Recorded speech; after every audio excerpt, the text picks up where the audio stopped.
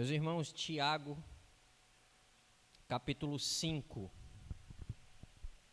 o último capítulo das nossas exposições na carta de Tiago. Iniciaremos hoje o capítulo de número 5.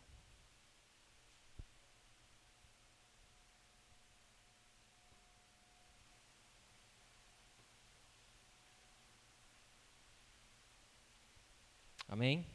Tiago, capítulo 5, versos de 1 a 6. Diz o seguinte o texto: Atendei agora, ricos, chorai lamentando por causa das vossas desventuras que vos sobrevirão. As vossas riquezas estão corruptas e as vossas roupagens comidas de traça. O vosso ouro e a vossa prata foram gastos de ferrugens, e a sua ferrugem há de ser por testemunho contra vós mesmos, e há de devorar como fogo as vossas carnes. Tesouros acumulastes nos últimos dias. Eis que o salário dos trabalhadores que ceifaram os vossos campos, e que por vós foi retido com fraude, está clamando. E os clamores dos ceifeiros penetraram até aos ouvidos do Senhor dos Exércitos. Tendes vivido regaladamente sobre a terra, tendes vivido nos prazeres, tendes engordado o vosso coração em dia de matança. Tendes condenado e matado o justo, sem que ele vos faça resistência. Pai querido, nós te pedimos a tua direção, Pai, para compreendermos da tua santa palavra, sendo nós iluminados pelo teu Espírito. Nos conduz graciosamente, Senhor Deus, nesse momento, e que o Senhor receba a glória para si, que diminuamos diante do teu senhorio e, ao mesmo tempo, sejamos edificados pela boa e santa palavra, Pai. Amém. Meus irmãos, hoje nós vamos dar início ao capítulo de número 5 da carta de Tiago.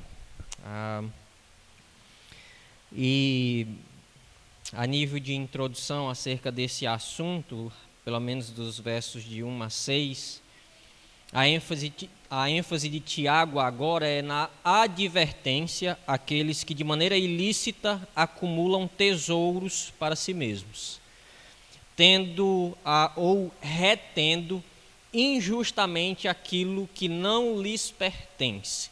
Então, num primeiro momento, nós vamos perceber que a fala de Tiago vai ser dada uma ênfase a pessoas ricas que de maneira ilícita acumularam tesouros para si, retendo injustamente aquilo que não lhes pertence. Ou seja, os corruptos são advertidos com um tom de juízo. Isso é claro, meus queridos, aqui pelas seguintes expressões usadas por Tiago. Por exemplo, desventuras que vos sobrevirão, verso 1, e testemunha ou testemunho contra vós, que há de devorar como fogo as vossas carnes, verso 3. Então, essas menções se referem a um juízo futuro aos que tais coisas praticam, ou seja, acumulam para si bens e amontoam para si riquezas de maneira fraudulenta e ilícita e corrupta. Então, o tom de Tiago é um tom já de juízo vindouro, né, para com essas pessoas que tais coisas praticam, caso não se arrependam. Outra coisa que nesse início, antes de irmos para o texto lido, que nós precisamos entender, é que Tiago aqui ele não vai condenar a riqueza em si, tá certo? Tiago ele não vai condenar a riqueza em si, mas ele vai condenar e reprovar os meios pelos quais se adquire ou se apossam essas pessoas de tais riquezas. Então, a problemática aqui não é em ser rico. A problemática aqui é os meios que foram usados para se tornar rico. Então, o tom de Tiago é voltado para essas pessoas. É um tom de advertência e de juízo contra tais práticas, ou seja, acumular riquezas por meios corruptos e fraudulentos. Ok? Então, a ideia presente nesses versos é esse tom de um juízo vindouro, ou de um alerta de um juízo que sobrevirá a essas pessoas, caso elas não abandonem esse estilo de vida. Tá certo? Vamos para o texto, meus queridos. Procurarei ser breve para nós tentar entender algumas coisas e as aplicarmos de maneira coerente ao texto, às nossas vidas. Tiago, ele inicia o verso de número 1 fazendo a seguinte expressão, ele diz: atendei, ou seja, prestem atenção, ouçam o que vai ser dito, considerem sobre o que a minha fala vai dar continuidade. Atendei. E é interessante que atendei quando? Tiago está dizendo, atendei, quando tiver tempo, dê uma olhadinha, né? Quando tiver tempo, reflita sobre. Não, ele diz assim, atendei agora.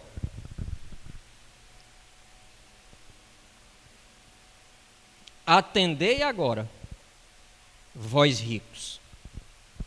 A ideia que passa é de levar em consideração imediatamente o que será dito. O atendei agora é seguido de uma convocação, é seguido de um chamado ao arrependimento, de um chamado para abandonar o mau caminho, nesse caso, a corrupção, verso 2, e a fraude, verso 4. Então você diz assim, mas aqui no texto, Tiago ele não fala ou ele não menciona a palavra arrependei-vos. Mas, meus queridos, nós precisamos entender que o fato de Tiago estar comunicando a má conduta já é um convite a abandoná-la. Ou seja, ele já está dizendo que a conduta fraudulenta e corrupta das quais os ricos desse texto estão usando para adquirirem suas riquezas e se regalarem nela, já nos dá a compreender que está implícito um chamado ao abandono. Então, atendei agora, ou seja, eu estou vos alertando sobre uma má conduta, uma conduta pecaminosa. E isso está implícito a um chamado ao abandono desse estilo de vida. Porque quando você olha e continua lendo o texto, ele vai dizer assim, chorai lamentando, por causa das vossas desventuras que vos sobrevirão. Então é motivo de choro, é motivo de preocupação a prática fraudulenta e corrupta que vocês praticam e vivem nelas. Chorai lamentando. Esse choro seguido de lamento traz a mesma ideia citada no capítulo 4, verso 9, que diz o seguinte: afligi-vos, lamentai e chorai. Converta-se o vosso riso em pranto e a vossa alegria em tristeza. Me parece que, apesar de Tiago mencionar num primeiro momento e numa compreensão imediata um choro que deve haver por preocupação das desventuras que vos sobrevirão, parece que esse choro também é um choro que também pode se dar por conta de um arrependimento, o qual também fica implícito que Tiago os chama. E ele, olhando à luz do capítulo 4, verso 9, parece que é o mesmo choro: afligi-vos, lamentai e chorai, converta-se o vosso riso em pranto e a vossa alegria em tristeza. Ou seja, olhando para essa citação do capítulo 4, verso 9, e para essas advertências que Tiago faz menção contra essa conduta, parece que é Tiago dizendo justamente o seguinte: o riso regalado por conta dos prazeres usufruídos por tais riquezas corruptas e ilícitas conquistadas por vocês, devem não ser motivo de alegria. Antes, chorem e lamentem. Mas por que não choravam ainda? Por conta de orgulho, por conta de soberba. A gente vai ver isso um pouco mais para frente. Mas parece que esse choro seguido de lamento tem muito a ver com o que diz capítulo 4, verso 9. Perceba que Tiago chama esses ricos que adquiriram riquezas ilícitas a um comportamento oposto ao do verso 5. E qual é o comportamento citado no verso 5 por parte desses ricos fraudulentos e corruptos? Olha aí, diz assim: tendes vivido regaladamente sobre a terra, tendes vivido nos prazeres, tendes engordado o vosso coração em dia de matança. Esse é o comportamento ilícito por parte desses homens que adquiriram riquezas por meio de corrupção e por meio de fraude. E parece que Tiago os convida dando esse alerta, ou lhes anunciando essa má conduta, a um comportamento oposto a esse do verso de número 5. E é possível que esses ricos aqui, desse texto, declarassem ter fé. É possível. É possível que esses aqui que Tiago está fazendo menção sejam ricos que declaravam ter fé. Contudo, esse estilo de vida descrito no capítulo 5, aqui pelo menos de versos 1 a 6, se assemelha muito mais com aquele estilo de vida de alguém que diz que tem fé, mas não tem obras. No capítulo 2, versos de 14 a 17. Parece, ou pode ser que alguns desses aqui professassem ter fé. Porque não é possível alguém dizer que tem fé, mas o fato de alguém dizer significa alguma coisa, quando essa fé ela é isenta de testemunho prático? Não quer dizer nada. Porque dizer que crê, Tiago vai dizer no capítulo 2, até o diabo diz, até os demônios diz. Então, o estilo de vida desses ricos se assemelha com pessoas que dizem que têm fé, só que elas dizem que têm, mas essa fé não é testemunhada por uma conduta prática, de maneira que, quando o irmão que está padecendo de necessidades cotidianas se achega a eles e comunica a eles dessas necessidades, ao invés de eles demonstrar a sua fé prática no exercício da piedade, suprindo a necessidade daqueles que os informou das suas necessidades cotidianas, eles dizem assim: ide, aquecei-vos e fartai-vos, sem dar nada, sem os suprir em nada, demonstrando assim uma falta de amor para com o seu semelhante, para com o seu irmão que padece de uma necessidade cotidiana. Logo, como vimos no domingo, aquele que não ama seu irmão a quem vê, não só de palavra, mas de fato e de verdade, não pode amar a Deus a quem não vê. pode ser que alguns desses ricos estejam ali naquela descrição do capítulo 2, de pessoas que dizem que têm fé, contudo, tendo como, por meio dos seus recursos, contribuir e ser abençoadores de irmãos que padecem de necessidades cotidianas, e quando os apresenta, apenas eles dizem assim: ide, aquecei-vos e fartai-vos. Ou dizem assim: eu vou orar por você, né? Eu tenho como lhe ajudar, mas eu vou orar só.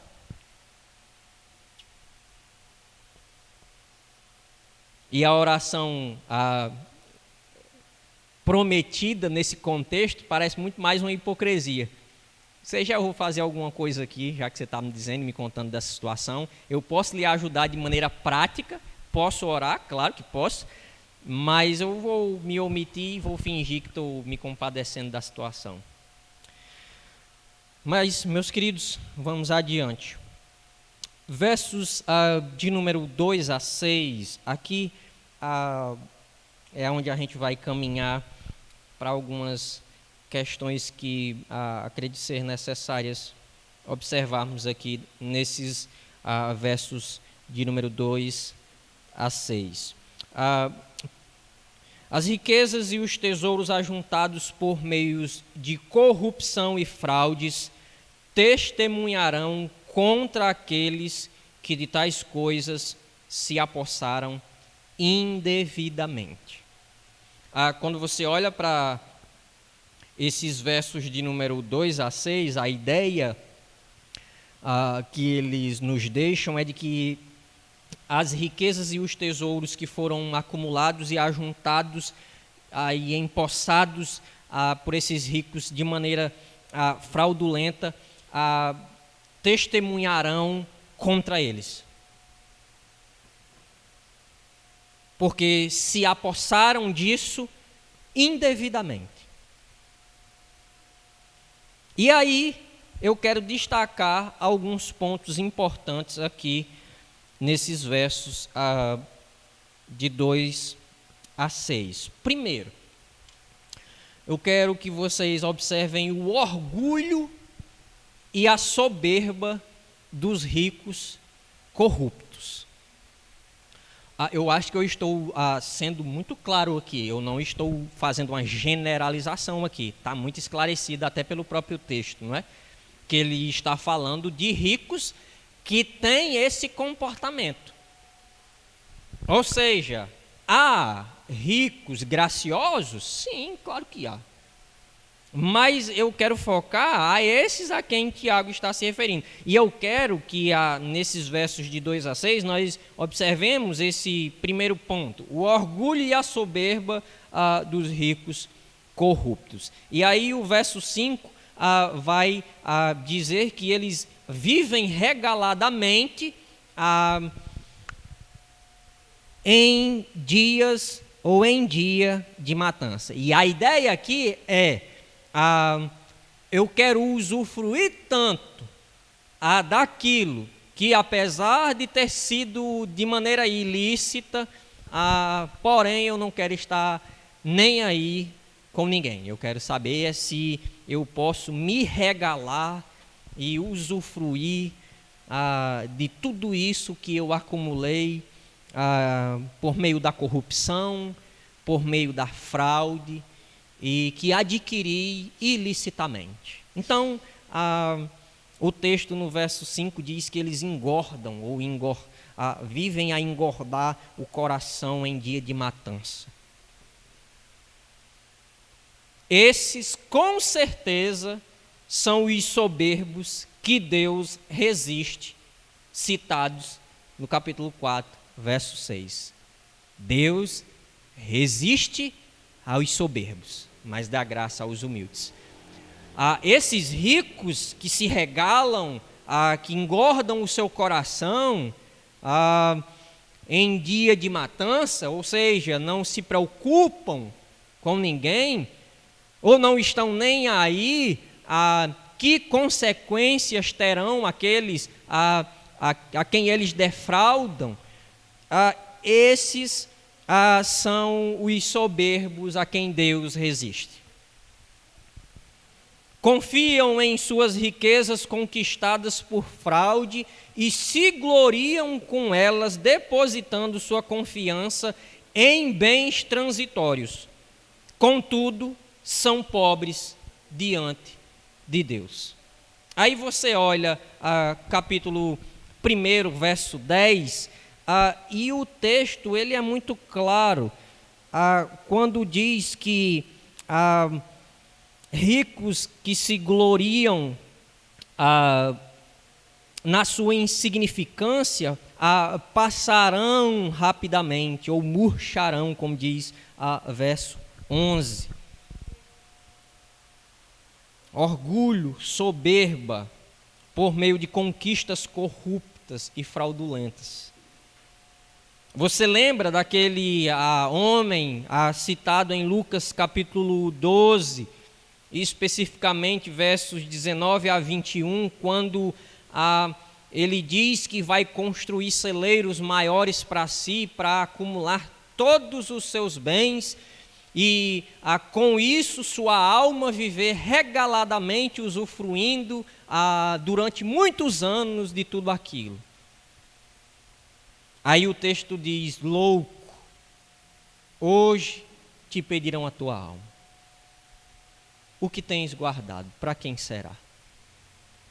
Assim é aquele que é rico diante dos homens, ou acumula tesouros para si na terra, mas é pobre diante de Deus. É muito importante um texto desse narrado na Escritura, para que as pessoas que têm posses possam refletir de como administrá-las para a glória de Deus. Segundo ponto a ser observado aí nesses versos 2 a 6, o amor às riquezas e ao dinheiro levam esses ricos citados no texto a fazerem tudo, se for preciso matar, eles o farão. Pois Mamon, o dinheiro, é o Deus deles, e a avareza, sua idolatria terrena. Aí você olha para Mateus 6, verso 24, o texto é muito esclarecedor em dizer que não se pode servir a Deus e às riquezas, ou a Deus e a Mamon.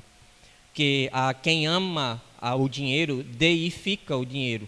Eles levantam um altar para ele e o faz de Mamon, uma divindade, a quem adoram, a quem servem e por quem matam, se for necessário.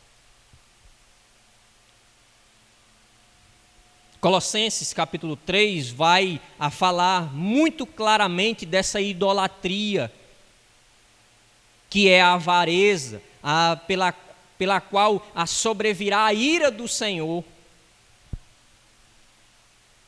Então, meus queridos, para percebermos que o amor às riquezas e ao dinheiro levam essas pessoas citadas no texto, ou esses ricos citados no texto, até a matarem se for necessário, porque de fato amam o dinheiro, amam a Mamon e o servem, pois ele é o Deus dele, e a sua avareza é a sua idolatria terrena. As frases tesouros acumulastes nos últimos dias, verso 2, parte B, e tendes engordado o vosso coração em dias de matança, verso 5, parte B, seguidas da citação, tendes condenado o justo sem que ele vos faça resistência, no verso 6, deixa bem claro para todos nós que o que Paulo disse em 1 Timóteo 5,10 é uma verdade. O amor ao dinheiro é a raiz de todos os males. Não o dinheiro em si, mas o apego, o amor a ele. Por isso, meus queridos, nós precisamos considerar muito o conselho que Jesus dá àquele homem, em Lucas capítulo 2, verso 14, quando Jesus diz para ele o seguinte: tende cuidado de toda e qualquer avareza. Porque Jesus nota que, ao se aproximar dele aquele homem para pedir que Jesus fizesse com que o seu irmão lhe desse a parte que lhe cabia, Jesus compreendeu que o coração daquele homem estava nesse tesouro, o qual ele queria dedicar todos os seus esforços para que tivesse a sua parte. E Jesus o aconselha e diz: tende cuidado de toda e qualquer avareza. E quando Jesus diz isso, lá no texto de Lucas, a ideia que passa é de que aquele homem estava trabalhando com todas as suas forças para conquistar aquilo. O problema não estava em ele ter direito, o problema não era esse, o problema era o esforço dedicado e aonde o coração dele estava. Então, às vezes a gente não percebe, mas quando alguém falece e deixa uma herança muito grande, a tendência não é gerar união. Já percebeu? Mais desordem, brigas, contendas, por conta do que ficou. Ora, olha que interessante, aquele que se foi não pode usufruir mais. Os que ficaram vivos agora vão se degladiar para tomar posse. E cada um se esforça ao máximo perante as leis terrenas para ficar com a parte maior. E isso é ter um coração firmado em tesouros terrenos. Então, a problemática está no amor ao dinheiro, que é a raiz de todos os males. Por isso nós precisamos considerar esse conselho de Jesus. Terceira coisa que deve ser observada aqui nesses versos de 2 a 6, que está implícita aqui no texto: a falsa segurança das riquezas, sejam elas legítimas ou ilegítimas. Aqui no contexto, ilegítimas, fraudulentas. Então, a falsa segurança das riquezas, sejam elas legítimas ou ilegítimas, se dá devido ao fato de que não passam de coisas transitórias que se deterioram. Os versos 2 e 3 é muito esclarecedor em dizer que essas coisas, elas são perecíveis, são tomadas por ferrugens, são corruptíveis e ainda mais conquistadas por meios fraudulentos, por meios corruptos. Olha o alerta de Tiago. Vocês estão adquirindo algo que, se fosse conquistado de maneira lícita, ainda assim seria transitório e corruptível. E vocês adquirem isso, depositam confiança nisso, conquistando pelos meios ilícitos. Mais uma vez, acerca dessa falsa segurança que depositam nas riquezas, mais uma vez devemos nos lembrar do ensino de Jesus. Qual é o ensino de Jesus em Mateus 6, versos 19 a 21? Não acumuleis para vós outros tesouros sobre a terra, onde a traça e a ferrugem corroem e onde ladrões escavam e roubam. Mas ajuntai para vós outros tesouros no céu, onde traça nem ferrugem corrói e onde ladrões não escavam nem roubam, porque onde está o teu tesouro, aí estará também o teu coração. Os ricos que confiam em suas riquezas murcharão em seus caminhos, perecerão em seus caminhos. É o que Tiago já disse no capítulo 1, verso 11. Murcharão em seus caminhos, perecerão, assim como é perecível as suas riquezas.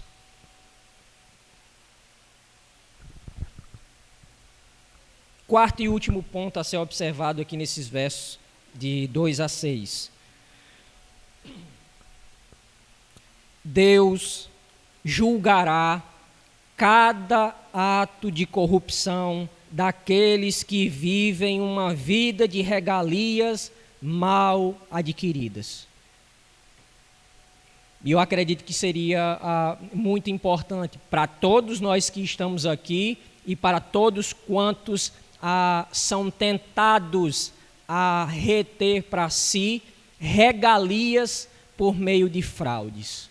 E nós estamos num país que tem muitos e muitos anos de história vivido em práticas corruptas por parte de alguns governantes.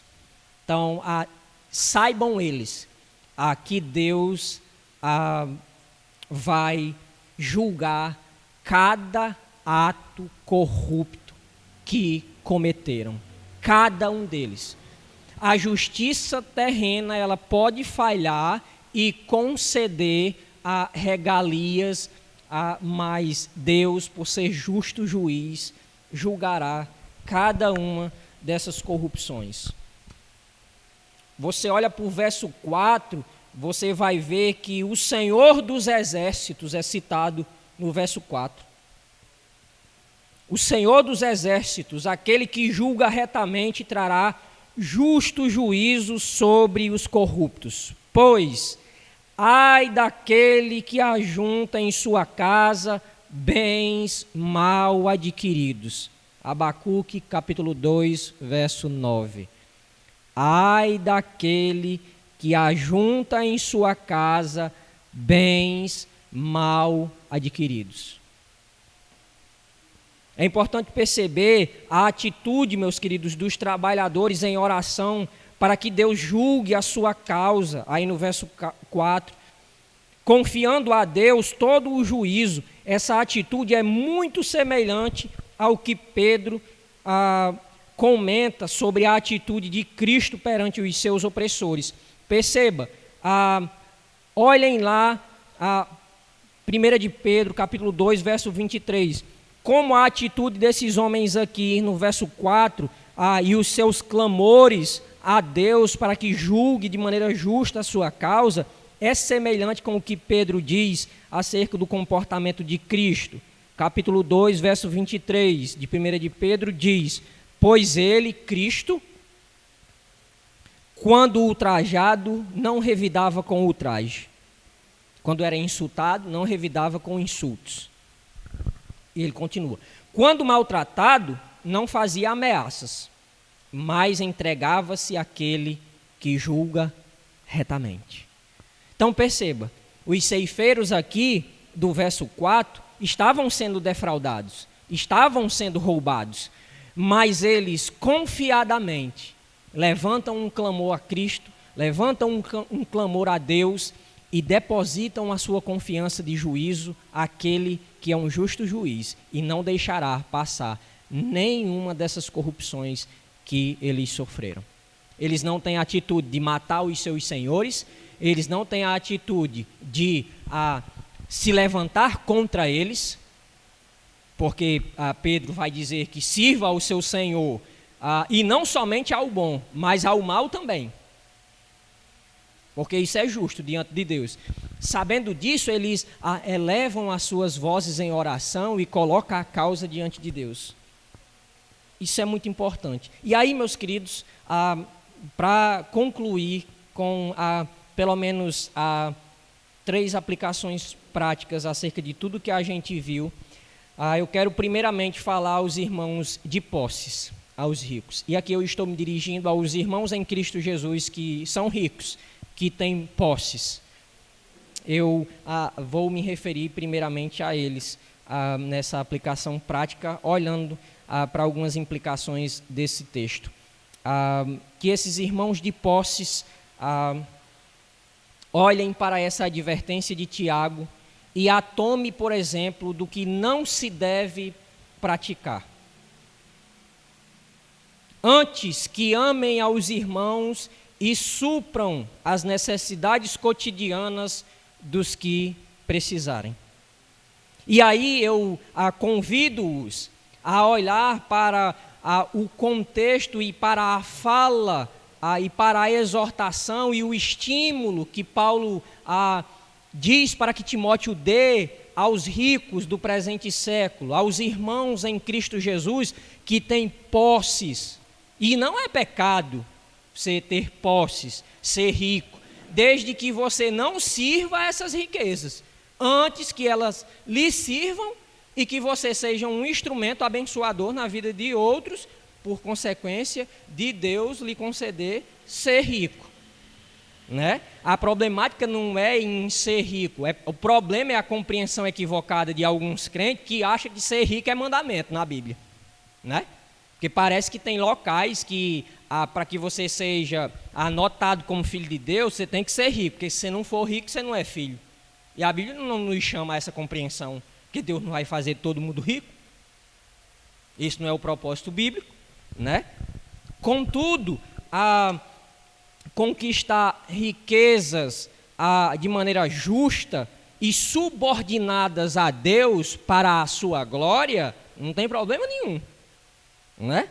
E aí eu chamo aos irmãos ricos e que têm posses a olhar para esse texto de Tiago e para a exortação de 1 Timóteo 6, versos 17 a 19, que diz o seguinte: exorta os ricos do presente século que não sejam orgulhosos, o contrário desses aqui, que não sejam orgulhosos, não sejam soberbos, porque Deus resiste aos soberbos, nem depositem a sua esperança na instabilidade da riqueza, mas em Deus, que tudo nos proporciona ricamente para o nosso aprazimento, que pratiquem o bem, sejam ricos de boas obras, generosos em dar e prontos a repartir, que acumulem para si mesmos tesouros, sólido fundamento para o futuro, a fim de se apoderarem da verdadeira vida. É este o conselho de Paulo em 1 Timóteo 6, versos 17 a 19, para com os irmãos de posses, para com os irmãos ricos. Em segundo lugar, eu quero me referir aos que sofreram alguma fraude por parte de um rico ganancioso. E aí, não sei a quem eu estou falando, mas se você é uma pessoa que você sofreu uma fraude por parte de um rico ganancioso, apesar de poder recorrer a direitos legítimos terrenos, evite contender. Se for necessário sofrer o dano para que o nome de Cristo seja glorificado, sofra o dano. Mas nunca deixe de apresentar a sua causa ao justo juiz de toda a terra, não com espírito de vingança, mas de confiança que Deus julgará sua causa segundo lhe aprouver julgar. Aí, se vocês quiserem conferir em casa a 1 de Pedro 2, versos de 18 a 21, pode ficar à vontade, que aí Pedro vai ser muito esclarecedor no sofrer pela causa certa, sem se rebelar contra os seus senhores.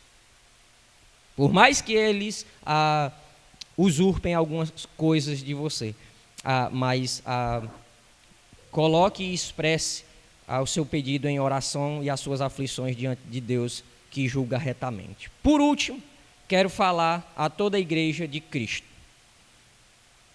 que nada do que venhamos conquistar nessa terra seja de forma corrupta ou fraudulenta, e que as coisas dessa terra não retenham nossos corações da prática da piedade, como Paulo nos estimula em 1 Timóteo 4, 7. E do amor de fato e de verdade, segundo o conselho de 1 de João 3,18. Porque nossa pátria e tesouro não está aqui. Para findar, essa é a palavra à igreja de Cristo. Que nada que venhamos acumular ou conquistar nessa terra seja por meios corruptos ou fraudulentos. E que o nosso coração não seja retido da prática da piedade e do amor prático. Porque a nossa pátria e o nosso tesouro não está aqui. Quando você olha para Mateus capítulo 6, versos 19 a 20, isso está muito claro. E quando você olha para a menção de Paulo em Colossenses capítulo 3, versos 1 e 2, Paulo vai dizer assim: olhai para as coisas lá do alto. Buscai as coisas lá do alto, onde Cristo está à direita do Pai. Olhe para as coisas de lá. Anseie pelas coisas de lá, onde Cristo está, onde a sua pátria está. Quando você olha para Filipenses 3:10, Paulo vai dizer que a nossa pátria ela não se limita a esse contexto, ela não é daqui. Devemos viver como cidadãos dos céus nesse plano, mas ansiando para a pátria eterna. Logo, meus queridos, que Deus possa, em sua graça, se um dia aprouver Deus nos conceder bens em abundância, e eu estou falando de coisas materiais, que nós venhamos a sermos pessoas abençoadoras na vida daqueles que têm necessidades cotidianas. Amém? Vamos, nesse momento, ficar com a oração aqui, com os irmãos que estão presentes, e desde já agradecemos a Deus pela sua bondade e misericórdia em nos falar por meio da sua santa palavra hoje. Amém.